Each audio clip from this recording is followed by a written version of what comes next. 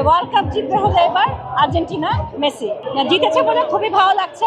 প্রথমে কিন্তু এক গোল, তারপর একটা কিন্তু অনেকের মধ্যে টেনশন কাজ করছিল। আমি কিন্তু মাঝপথে আসার পরে দুটো গোল হলো, তো এটা আরো বেশি ভালো লাগছে। যখন সেকেন্ড গোলটা দিল তখনও কিন্তু একটা টেনশন তার আগে কাজ করছিল, তারপরে কিন্তু টেনশন ফ্রি, আর তারপরে তো এক্সট্রা বোনাস আরো একটা গোলও দিয়ে দিল।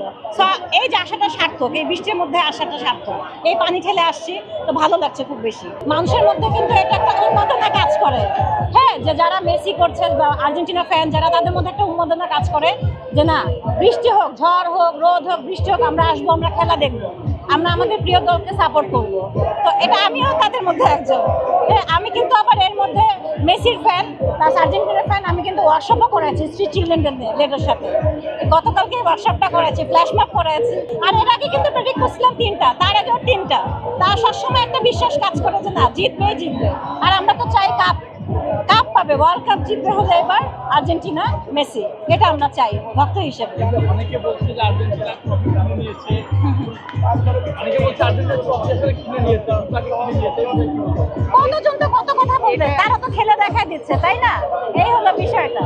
যারা দুর্বল তারা বিভিন্ন রকম কথা বলবে, সেটাতে নাম দেওয়া যাবে না। এগিয়ে যাচ্ছে কে? আর্জেন্টিনা।